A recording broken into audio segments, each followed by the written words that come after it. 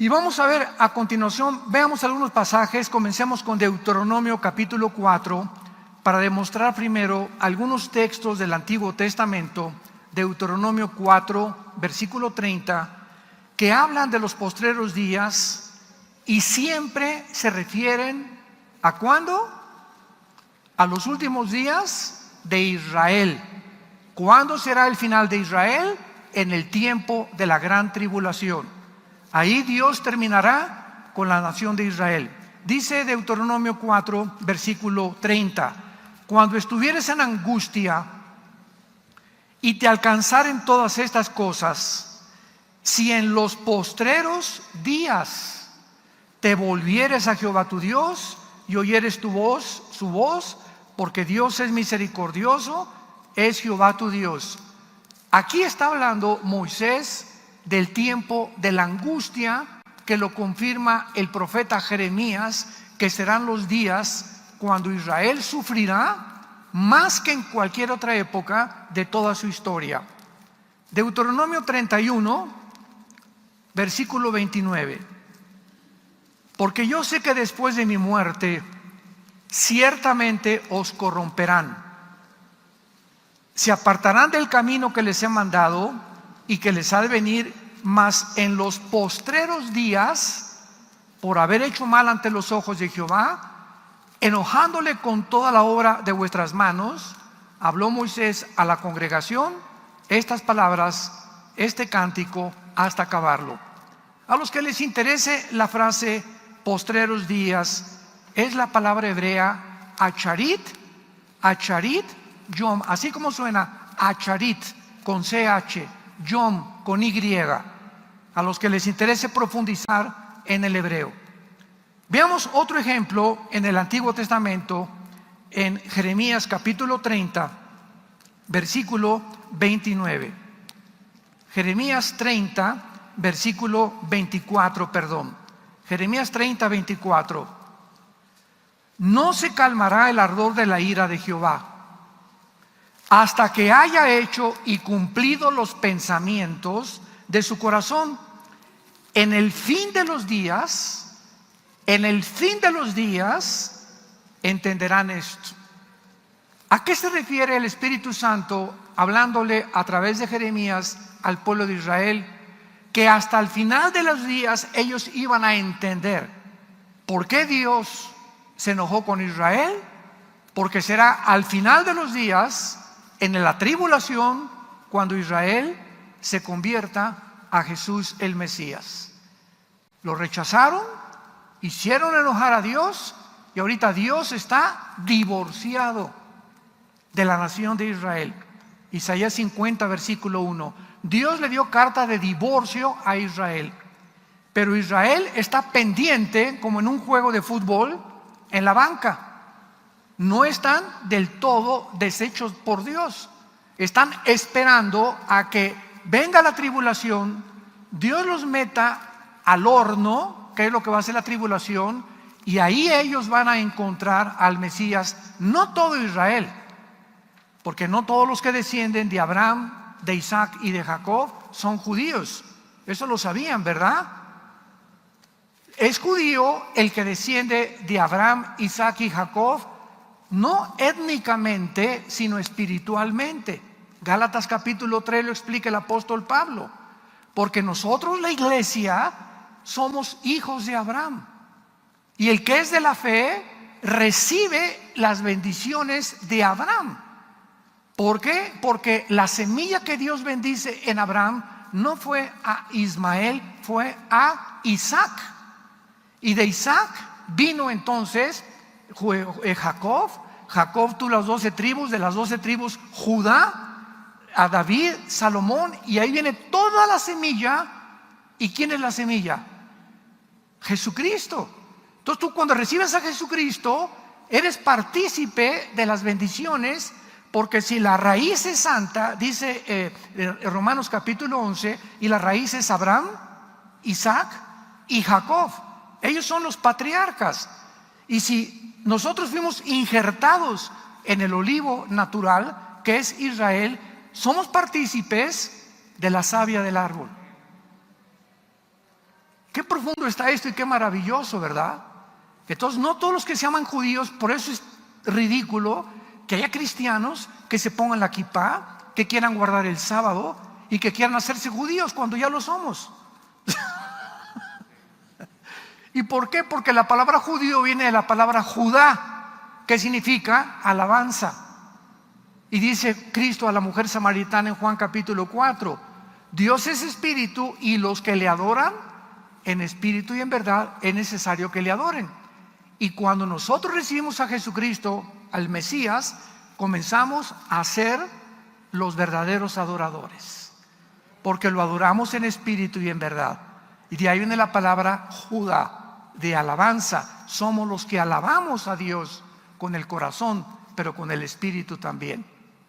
Muy bien, veamos ahora algunos pasajes del libro de Daniel, que es donde más se encuentran las frases en los tiempos del fin, en los postreros días, e insisto y enfatizo, todos se refieren al tiempo de la gran tribulación. Por ejemplo, vemos Daniel capítulo 2, versículo 28, cuando Daniel explica a Nabucodonosor el sueño. Hay un Dios en los cielos, el cual revela los misterios, y Él ha hecho saber al rey Nabucodonosor lo que ha de acontecer. ¿Cuándo? En los postreros días. Y aquí se vuelve a usar la frase Acharit Yom. Vean esto con cuidado. El rey tuvo una visión de una estatua con la cabeza de oro, los brazos de plata y el pecho, el vientre de bronce, las piernas de hierro y los dedos de los pies de bronce mezclados con barro. Y cuando el rey le preguntó a todos los discípulos de Walter Mercado, ¿verdad?, que en paz descanse, y a todos los astrólogos y ocultistas y videntes, la interpretación no la pudieron dar, porque el sueño venía de Dios. Pero Daniel, que se encontraba como jefe de los magos y de los astrólogos, enseñándole las cosas del Antiguo Testamento, le llamó el rey y le dio la oportunidad que Daniel interpretara el sueño. Y cuando Daniel interpreta el sueño, en todo el capítulo 2 de Daniel, le dice al rey: tú eres la cabeza de oro, que es Babilonia. ¿Quién es Babilonia en el siglo XXI? Irak, la nación de Irak, la región geográfica de la Mesopotamia, donde se encontraba Irak, y Siria es actualmente Irak. Tú eres esa cabeza. El brazo y el pecho de plata es el segundo imperio que la historia corrobora que así fue. ¿Quién siguió de los babilonios, señores historiadores? Los medos persas. Y después el tercer imperio que siguió a los medos y que derrotó a los persas, ¿quién fue? Alejandro el Magno, Grecia. Y entonces Roma sigue de Grecia con dos piernas, porque el imperio romano se divide en Constantinopla y en Alejandría, en el oriente y en el occidente. Por eso están divididas las dos piernas. Y de los dedos de los pies, dice la Biblia, que era una mezcla de hierro con barro. Pero el punto que quiero aclarar es el siguiente: si esta visión era para los últimos tiempos de Israel, significa que naciones del anticristo serán Irak y Siria. Los persas, que son Irán actualmente, en 1935 se le cambió el nombre de Persia a Irán. Grecia, o parte de la división de Grecia, cuando Alejandro el Magno muere, se divide en cuatro: Grecia, en Turquía, en Egipto, en Siria y en Grecia. Y finalmente el nuevo imperio romano, que va a resurgir, que representa los 10 dedos de la estatua de Nabucodonosor. En otras palabras, de acuerdo a este modelo, no existe un sexto imperio. Oiga, pero los ingleses abarcaron el imperio británico, fue tremendo, sí. y también España tuvo un imperio tremendo, los españoles, unas naves impresionantes, casi conquistan toda Europa. Y también los otomanos, los turcos, ¿verdad? Y los musulmanes, 500 años casi del gobierno otomano. Pero todos estos supuestos imperios, incluyendo a los nazis del siglo pasado, nunca Hitler se tuvo que unir con Mussolini en Italia, con los japoneses, y solamente Hitler conquistó Polonia, Austria, Hungría, algunas naciones de Europa. Los otomanos solamente se concentraron en el Medio Oriente, los españoles también. Nunca hubo imperios como los 4 imperios descritos en Daniel: el imperio babilónico, el medo-persa, los griegos y los romanos. Entonces, si solamente va a haber 4 imperios, no más. Aquí Dios, el modelo es el siguiente: los 10 dedos son el mismo imperio, porque descienden de las piernas del imperio romano, del 4.º imperio. Entonces significa que del antiguo imperio romano, 5 naciones de Europa y 5 del Oriente se van a unir. Y dice Daniel 7, y de una de ellas, de una de estas 10 naciones, surgirá el cuerno pequeño o el anticristo. Y el anticristo viene de la región geográfica, no de Inglaterra, no de España, no de Italia, no de México ni de Metepec. El anticristo va a surgir de la región geográfica que perteneció en el Antiguo Testamento a la Mesopotamia, que era Siria e Irak. De esa zona surge el anticristo, de acuerdo a Daniel capítulo 8, pero no vamos ahorita a profundizar en eso. Pero esto es importante para todos ustedes. Veamos ahora Daniel 8. Daniel 8. Ojalá que estén aprendiendo algo. Versículo 17. Daniel 8, 17. Vino luego cerca de donde yo estaba, y con su venida me asombré y me postré sobre mi rostro. Pero él me dijo, o sea, aquí Daniel enfrenta a un ángel de Dios, que le comienza el ángel a revelar a Daniel profecías del fin. Y entonces el ángel le dijo: entiende, hijo de hombre, porque la visión es para ¿cuándo? Todas las visiones del libro de Daniel son para el tiempo que nos encontramos y lo que sigue, que es la tribulación. Pero antes de que Dios trate con Israel y cumpla las profecías que vamos a ver que se van a cumplir con Israel, Dios tiene primero que tratar con nosotros. Dios tiene primero que purificarnos. Y si algo positivo le podemos sacar a la famosa pandemia del año pasado y algunas continuaciones y secuelas que continúan, es que Dios purificó como no se imaginan ustedes. Ustedes no tienen idea de cómo barrió Dios la iglesia en el mundo entero. Probó líderes, probó misioneros, probó cristianos, probó motivos por los cuales muchos sirven a Dios. El miedo paralizó a muchas personas. El miedo te impide actuar, te desconcentra, no puedes pensar racionalmente por el temor. En fin, ¿verdad? Hubo una limpia. Dios pasó la escoba y el trapeador por las iglesias que se decían cristianas. Y ustedes no se imaginan, me decía Marcelo en Italia, Armando, aquí nada más en Italia, más de 27 iglesias cerraron.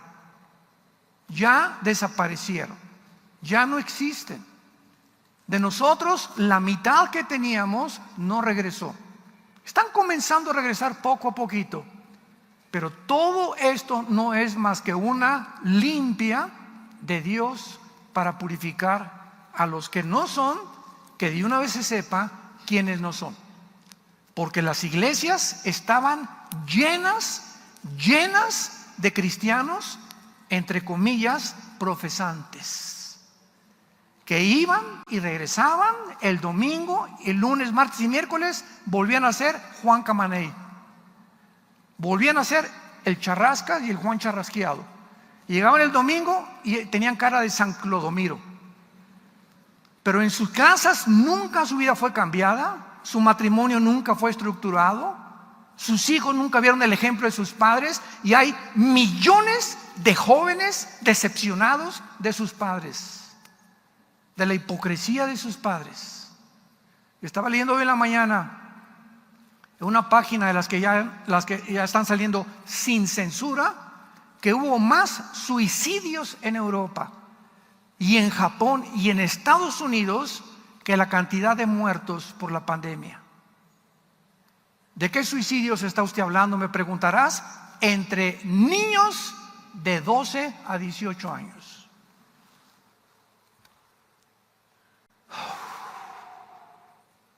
¿Por qué no están en los medios de comunicación esta información? Adivínalo. ¿Por qué no está ¿Por qué hasta ahorita comienzan algunas páginas a sacar realidades? Porque la historia nos enseña que el hombre no aprende de la historia.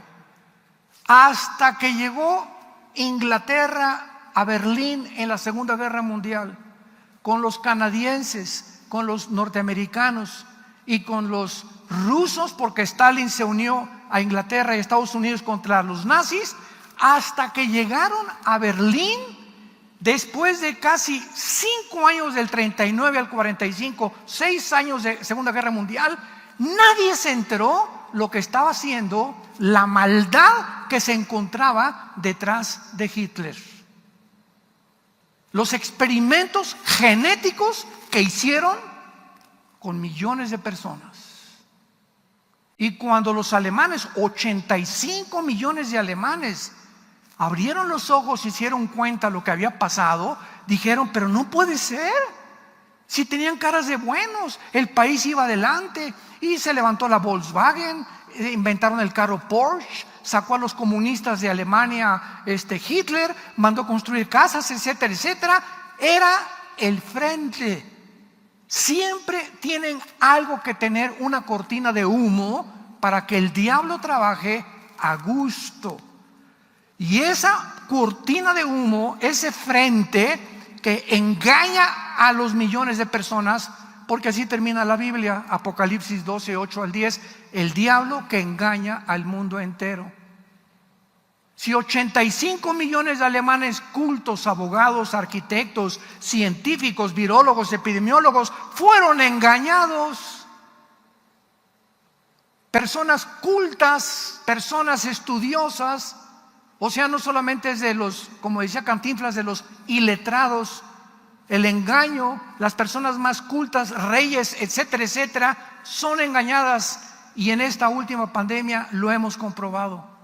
Es increíble el engaño científico al que se cayó en estos días. Pero no aprendemos de la historia. Y ahorita, antes de que venga la tribulación a los judíos, Dios está probándonos a nosotros. Y dice 1 Pedro capítulo 3, porque el juicio comienza en la casa de Dios. Dios te va a probar. Dios te va a probar y Dios te va a probar. Y va a ser bajo el fuego donde Dios nos va a probar. Y ahí se va a manifestar el calibre con lo cual estamos hechos. A través del fuego de la prueba de Dios. Y veamos en último lugar en Daniel 12. Ya todo el capítulo 12 de Daniel culmina con la gran tribulación. Dice el versículo 1, Daniel 12, en aquel tiempo. ¿De qué tiempo está hablando? Está hablando del tiempo kairos en el griego, que es la palabra et, Enrique, T de tío, H en el hebreo, et, que es igual a kairos, en un tiempo específico. Está hablando el Espíritu Santo en el tiempo de la tribulación, porque todos los últimos versículos del capítulo 11 son las guerras del anticristo. Entonces, está hablando, en aquel tiempo se levantará Miguel, y esto concuerda con Apocalipsis 12. En aquel tiempo habrá una guerra cósmica en el cielo. Miguel y sus ángeles peleaban contra Satanás y sus ángeles. En la tribulación habrá una confrontación en el cielo cósmica entre el arcángel Miguel y Satanás y sus ángeles. Va a vencer Miguel desde luego, y Satanás y sus ángeles, Apocalipsis 12, serán lanzados al planeta Tierra. Imagínense estos 7 años en este mundo. Si ahorita estamos padeciendo bastante de muchas cosas, en el tiempo de la tribulación, Satanás baja personalmente al mundo, acompañado de cientos de miles de ángeles caídos, tal vez disfrazados de extraterrestres, o tal vez sean los 10 gobiernos que va a tener el anticristo, que estos gobernantes están poseídos, como Alejandro el Magno fue poseído por un principado satánico. Este gobierno del anticristo serán poseídos por ángeles caídos, y además Apocalipsis 9, se va a abrir el infierno. Millones de demonios saldrán del abismo y atormentarán a los seres humanos por más de 5 o 6 meses. Y agrégale que el anticristo va a hacer señales, el falso profeta, señales y prodigios. El mundo, si ahorita estamos siendo engañados en muchas cosas, imaginémonos cuando haya fenómenos sobrenaturales y fenómenos cósmicos. Ya los ovnis van a desaparecer en el tiempo de la tribulación. Los que tripulan los ovnis son los que van a bajar aquí, disfrazados de extraterrestres. Todo está preparado para la consumación del plan de Dios. En aquel tiempo se levantará Miguel, el gran príncipe que está de parte de los hijos de tu pueblo. O sea, la Biblia menciona que Miguel, el arcángel, es el que defiende a la nación de Israel. Está designado y señalado por Dios para ser el defensor de Israel. Y dice: y será tiempo de angustia.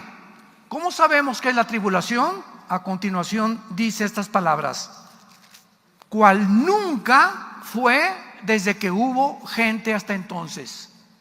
Nos damos cuenta por el lenguaje que jamás en la historia va a haber el problema, la angustia que va a haber en la tribulación.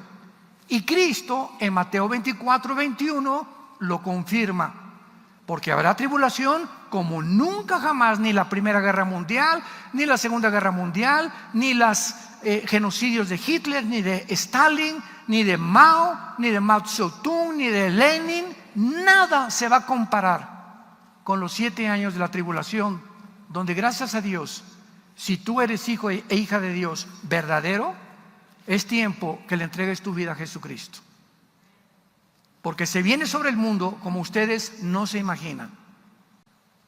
Y dice aquí: entonces tu pueblo en aquel tiempo será libertado, todos los que se hallen escritos en el libro. Muchos de los que duermen en el polvo de la tierra serán despertados, unos para vida eterna y otros para vergüenza y confusión perpetua.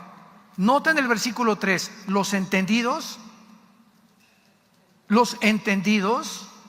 que es la palabra en el hebreo sakhal, S-A-K-H-A-L, sakhal, los entendidos. ¿Quiénes son los entendidos? En este tiempo que estamos viviendo, ¿quién ha entendido lo que está pasando en el mundo? Nadie levante la mano. ¿Quién ha entendido? ¿Quién ha entendido? De todos los que nos escuchan, ¿quién ha entendido en estos últimos 16 meses, 18 meses, que detrás de todo se encuentra Satanás? No veamos a epidemiólogos, ni a virólogos, ni aquí, ni que organizaciones. 1 Juan 5:19, el mundo entero se encuentra bajo el maligno. Entonces, cualquier alteración en el mundo como la que hemos tenido, detrás se tiene que encontrar el príncipe de las tinieblas, forzosamente. Y si se encuentra detrás de los hombres son títeres nada más. Efesios 6:12, no tenemos lucha contra sangre y carne. No es la lucha entre nosotros, ni contra los nazis, ni contra ni contra tu suegra, ni contra tu vecino. Nuestra lucha es espiritual. Y si queremos no perder de vista que es una guerra espiritual a la que nos estamos enfrentando, la única manera de sobrevivir es de rodillas. Nada más. Todo este tiempo, no me quiero afanar ni mucho menos, ¿verdad? Ni gloriarme. Pero en todo este tiempo que ha pasado, nunca he estado más tiempo de rodillas en mis 43 años que llevo de predicar este mensaje.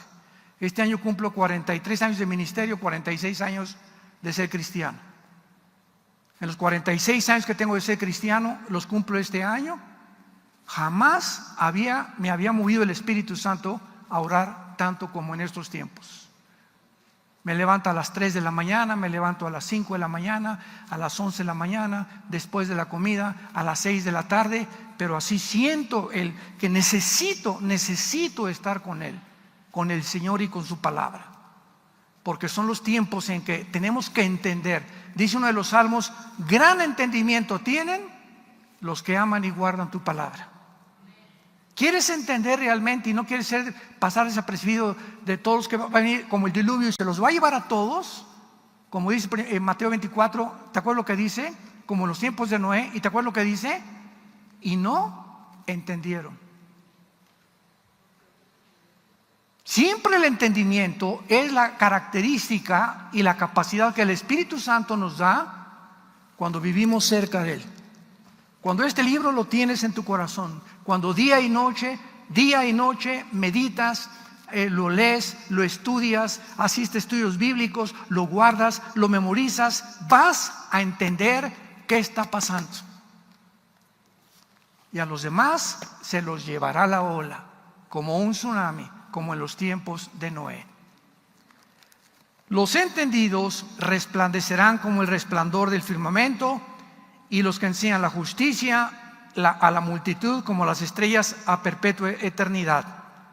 Pero tú, Daniel, fíjense la orden que el ángel le da a Daniel: cierra las palabras y sella el libro. ¿Hasta cuándo? ¿Qué significa esto, santos de Dios? Esto fue escrito hace 2600 años. 600 años antes de Cristo Daniel escribió, 600 años después Juan el Apocalipsis. Tenían que pasar 2600 años de historia para que nosotros que estamos viviendo en los últimos días o en los últimos tiempos de la iglesia comencemos a entender las profecías que confirman que nos encontramos en esta generación. Hasta en este momento estamos comenzando a entender las profecías del libro de Daniel, porque estaban selladas para el tiempo del fin. Dice el versículo 9: él respondió: anda, Daniel, estas palabras están cerradas y selladas otra vez hasta el tiempo del fin. Muchos serán limpios, emblanquecidos y purificados. Los impíos procederán impíamente, y ninguno de los impíos, ¿qué dice?, entenderá. ¿Tú eres hijo e hija de Dios o eres impío o eres una impía? ¿Qué cosa sucede cuando una persona no entiende los caminos ni los pensamientos de Dios? Vives confundido. ¿Qué es la confusión? No chepo para dónde voy, chipacá, o chipayá, o chipayatlas. Esa es la confusión. No sabes qué camino agarrar. Te casas con la persona equivocada, compras el carro equivocado, compras la casa equivocada, no sabes cómo invertir tu dinero, no sabes en qué escuela vas a meter a tus hijos, no sabes cómo educarlos. Vives así, ¿verdad? Porque no tienes dirección. Eso es lo que produce la confusión espiritual. Ya te vas con un muchacho y ya te vas con otro, y antes de que te cases ya pasaste con 6 o 7 muchachos o con 6 o 7 muchachas, porque no sabes cuál. Esa es la confusión que produce no vivir cerca de Dios. Los entendidos entenderán y comprenderán, pero los impíos continuarán siendo cada vez más malos. La maldad ha llegado ahorita en el mundo como no se la pueden imaginar. Los nazis parecen kindergarten con lo que está pasando actualmente en el mundo. Hay una maldad impresionante, un plan, un proyecto que está preparando todo para los tiempos en que aparezca el anticristo ante la humanidad. Y para terminar, veamos ahora en el Nuevo Testamento las frases de los postreros días, los últimos días, para saber y contestar la pregunta: ¿en qué tiempos entonces nos encontramos? Vamos a entenderlo a continuación. En Hechos capítulo 2, Hechos capítulo 2, versículo 16 y 17, Pedro se encuentra citando al profeta Joel en Pentecostés. ¿Y qué dice Pedro? ¿Y en los qué? Y en los postreros días, dice Dios, derramaré mi espíritu sobre toda carne, vuestros hijos y vuestras hijas profetizarán, vuestros jóvenes verán visiones, vuestros ancianos serán sueños. Pedro está citando que desde que se inició la iglesia, atención, desde que se inició la iglesia hasta que seamos sacados del mundo, nos encontramos en los últimos días de la iglesia, no de Israel.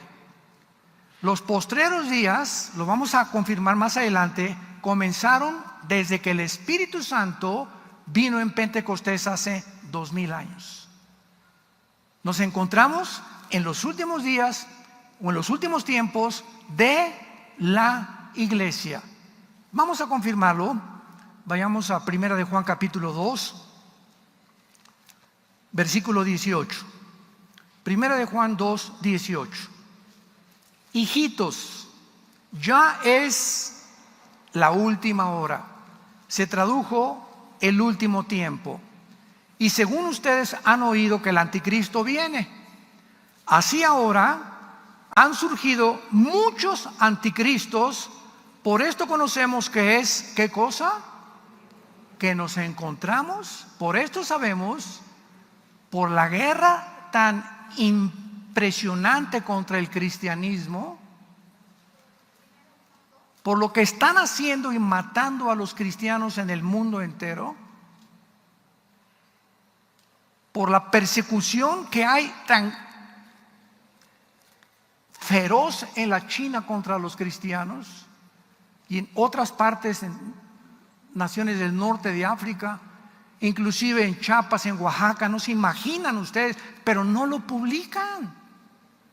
Nada, los medios de comunicación están ahorita, nada, y creemos que todo lo que sale en los medios de comunicación es verdad, y esconden todo aquello que no les conviene que nosotros lo creamos, porque estamos comenzando a ser manipulados para creer lo que ellos creen, actuar como ellos actúan y hacer lo que ellos hacen, y determinar que lo que es bueno para ellos, nosotros tenemos que aceptarlo como bueno.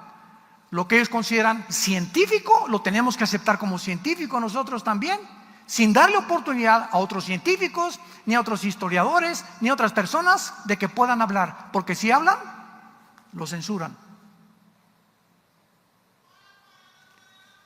¿Habías tú escuchado a lo que ha llegado el mundo? ¿Ya entendiste en qué mundo nos encontramos ahorita? Tú ahorita en YouTube, en Internet, no puedes decir nada que contradiga a un grupo élite que tiene el control del 95% de los medios de comunicación, televisoras, radios, estaciones, control, películas, todo 95% de los medios de comunicación están en manos de 6 familias. 6 familias están controlando el mundo. Haz de cuenta, ponte un mundo así, y aquí están como dioses ellos, ¿verdad? Vamos a hacer esto, vamos a imponer esto, vamos a implementar aquello, etcétera, etcétera. Y ellos les están dando las órdenes a los gobiernos. Antes los gobernantes mantenían su soberanía nacional. Y si Guatemala tuvo una decisión, no, ¿por qué México la va a tener? Y si España tiene algo y crea algo, ¿verdad? Pues que lo crean los españoles, pero no nos contagien a nosotros. Pero ahora ya no es así. Ahora no son los gobiernos los que dictan los protocolos. Son 6 familias que le dictan a los gobiernos lo que tienen que hacer. Y es cuando nos damos cuenta, las palabras del fundador de los bancos, Rothschild. Dijo Rothschild, el fundador de los bancos en Europa: el que tenga el poder económico gobierna el mundo. En este último año, este grupo triplicó sus trillones de dólares. Triplicaron con la pandemia trillones de dólares. Se volvieron multimillonarios. Y como el poder enferma y el poder absoluto corrompe absolutamente, imaginémonos a este grupo de personas que tienen ahora el control de los gobiernos para quitarles a los gobiernos su soberanía nacional, lo que pueden atreverse a hacer, y esperémonos a lo que van a seguir haciendo. Pero los entendidos lo van a entender. Veamos otro pasaje en Primera de Pedro, allá más atrás, no te regreses hasta el Génesis. En Primera de Pedro vemos otra vez capítulo 1, versículo 20, que nos confirma que nos encontramos la iglesia en los últimos tiempos, desde los tiempos de los apóstoles. Primera de Pedro 1, versículo 20, está hablando de Jesús, de Jesucristo, y dice: ya destinado desde antes de la fundación del mundo, pero manifestado ¿cuándo? ¿Cuándo entró Jesús al escenario mundial? En los postreros tiempos. Desde el tiempo de los apóstoles hemos comenzado a vivir la última etapa de la humanidad. Y esta etapa no puede pasar de 2000 años. Fueron 2000 años de Adán a Abraham. 2000 años de Abraham a Jesús, ya van 4000. Y de Cristo a nuestros días van a pasar 2000 años, para que se terminen los 6000 años, que son paralelos a los 6 días de la creación, y el séptimo día, que es el milenio, entremos al descanso o al reino milenial preparado para Jesucristo, para los entendidos. Esto es maravilloso, porque esto nos coloca, nos ubica en una posición, ¿verdad?, en la que podemos entender que toda esta época de la iglesia está considerada como los últimos días. Sin embargo, no es lo que la mayoría de los cristianos, para terminar, entienden cuando preguntan: ¿estamos viviendo en los últimos días? Entonces, cuando una respuesta bíblica es claro desde los apóstoles, pero cuando muchos cristianos hacen esta pregunta, no quieren decir eso. Lo que quieren saber es si Dios está cumpliendo las profecías prometidas para estos días en el tiempo en el que estamos viviendo. Y para contestar esta pregunta necesitamos ver rápidamente algo del Antiguo Testamento para que podamos corroborarlo. Por ejemplo, los judíos, o la historia para los judíos, consiste en 2 épocas. Los judíos ven la historia en 2 épocas, nada más. Una, la época presente, en la cual Israel continúa esperando al Mesías. Y la otra época para ellos comenzará cuando el Mesías venga y establezca su reino. Un tiempo de juicio, de devastación, de liberación de Israel antes de la venida del Mesías será para los judíos el último tiempo, los últimos días para ellos. Y el lenguaje que se usa en el Antiguo Testamento para los tiempos finales es para referirse al tiempo de la tribulación. Lo vuelvo por tercera o cuarta vez a repetir. La frase los últimos tiempos, postreros tiempos en el Antiguo Testamento se refiere a los tiempos de la tribulación, o sea, el tiempo que culminará con la segunda venida de Jesucristo para este tiempo y reino milenial. Y vemos nosotros claramente que entonces nos encontramos en los últimos días, desde que comenzó la iglesia pero no estamos en los últimos días de la nación de Israel. En primera de Pedro 4:7 dice así, este versículo me encanta, siempre que contesto correos les mando este versículo. Primera de Pedro 4:7, mas el fin de todas las cosas se acerca. Sean sobrios y velen en oración. ¿Quieres un consejo? Primera de Pedro 4:7, te lo acabo de dar. El fin de todo ya terminó. Nos encontramos en una generación maravillosa, testigos de que este libro es la palabra de Dios, que no hay nada ni torcido ni perverso en este libro. Todas las cosas que están escritas en este libro son rectas para los que entienden y razonables para los que han encontrado la sabiduría. Porque la palabra de Dios es viva y eficaz y más cortante que toda espada de dos filos. Y en esta mañana ha entrado para partir y dividir tu alma y tu espíritu, las coyunturas y tus huesos, y para que tú puedas entender que una vida tienes, una vida tenemos, una sola, no dos ni tres, una, porque no hay purgatorio, no hay limbo, no hay reencarnación. Una vida tenemos para que hoy, que escuchas esta palabra, hagas firme tu convicción con el Señor Jesucristo, que fue crucificado, fue enterrado y fue resucitado a los 3 días. Y ahora se encuentra sentado a la diestra del Padre, esperando venir por nosotros. Pero mientras viene por nosotros, Él se encuentra intercediendo por nosotros, para que nuestra fe no falte.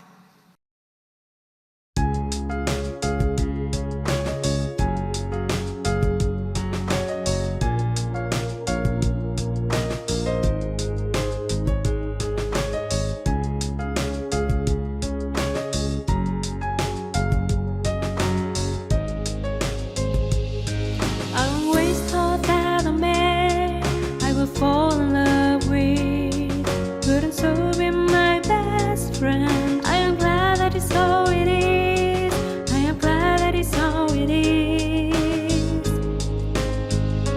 You are my dearest friend, with whom I have never kept any secrets. You know me the way I am, and I know the real you, and that's what makes our bond of love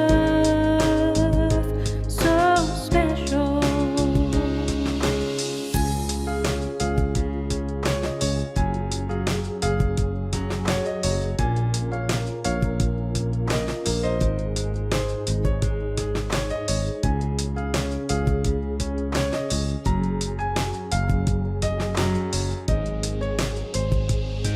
I always thought that a man I would fall in love with couldn't so be my best friend. I am glad that it's so it is.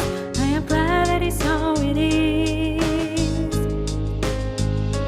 You are my dearest friend, with whom I have never kept any secret.